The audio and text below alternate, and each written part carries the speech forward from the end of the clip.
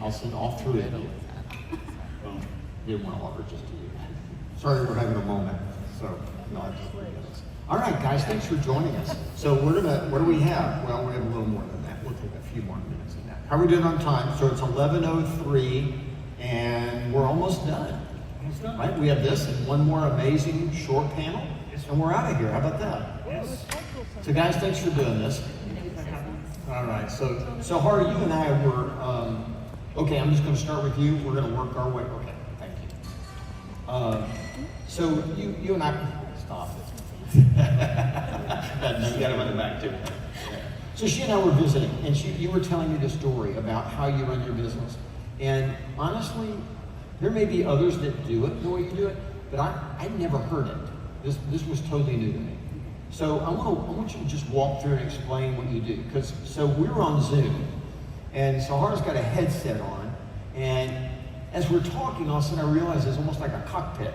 I mean, it right? And by the way, I see kids walking back behind, and then Sahar tells me that she has designed the way she does her business because as a single mom with teenage kids, she has to be at home. So everything has been designed for that. Okay, so that's the setup. So if you would, tell us how you do business. So how I started doing this business. In COVID, when it hit, I had 3 kids under 10 years old. 3 kids under 10? 3 kids under 10. And I decided, hey, I'm at a split point. I either change the business or change this business to best suits my family. So either get in or get out. Get out. I got it. And at that time, I had a lot of clients that are referred to me, and trust is the most important thing. So I don't want to let them down. So I have to think outside the box how I can do both. Okay. Being a software engineer in my background, I'm a problem solver. Okay. So I found a system that works for both for my kids and for my clients. So describe to us how you do that. Yeah, the most important thing when we're working with buyers especially, they want you there to negotiate, get them the house. Opening doors was the least of the priority. They don't need you to open doors. Anybody can open a door. So I had to figure out how I'm gonna get a person that opens the door with the same value that I have, which is, a servant at the heart. And they are always there, positive, problem solving, on the road, and they're in my image. So I started interviewing agents that have the same core values, and found a couple agents. They are newer to them. Well, you didn't recruit them to your business. You just recruited them to work with you. With me. And I bring value to them, and they bring value to me. The value I bring to them, they are newer agents. They've never been in the business. I came from corporate America, so think about it as an internship. They're interns with me. I'm teaching them how to grow. They are not on my team. I refer them out. So what's going to happen is, as you described to me, is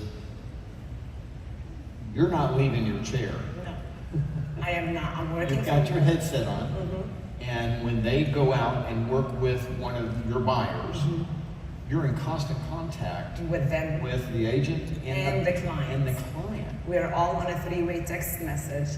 So they're on the road and I'm on the text message. If they need me to get on a call while they're at showings, I'm there guiding them as well. Yeah. So do you insert yourself? Do you call them and say? Do you just text or do you? No, we do both. Okay. We do both. So it starts with a great buyer consultation. I usually do a 1-hour buyer consultation. So you meet with the buyer yourself? Myself. It can, especially in COVID, it was Zoom, FaceTime, phone calls, whatever the buyer wants. We meet for an hour. In that hour, I lay everything down. First and foremost is goals and timelines, their lifestyle, so I can guide them and find them the homes. So when they go out there, they're not seeing 30 homes. They're seeing 5 homes, one of them is the one. So you set the expectations, you establish the relationship, and then you explain to them you're going to connect them with an agent. So that's like towards the end, at the 45 minutes mark, when we establish that connection and we establish all the values and what I bring to the table. They're so comfortable at that point. I'm like, when we're ready to go in person, it's gonna be my partner. I don't even say showing agent. So you have a partner. I have a partner. And what's the commission relationship between you and your partner? 10% if they're showing and doing inspection, walking the inspection and walkthroughs. Because I never see the homes. I only meet the clients day 1 and day 30 at the close. So this licensed agent is getting 10% of the commission in order to show the home, but who's going to write the contract? Myself. You're going to write the contract. So you do the consultation, they do the showing, you write the contract, I negotiate. they go on inspections. They go on inspection. You never leave your house. I never leave my house. It's so good. So brilliant. Right? It's so good. And you're right. And I'm watching her in real time when she's explaining this to me. She's got her headset on, and I see 1 or 2 kids, maybe it's just one, going back and forth behind her. And I realize she's living this in real time. Yeah, she's air traffic controller, and all these buyers are planes, and she's talking to them in between showings, and she's writing contracts, negotiating deals, and they're all landing. Yeah, So I had about 72 closings in 2022, and out of them was 50 buyers.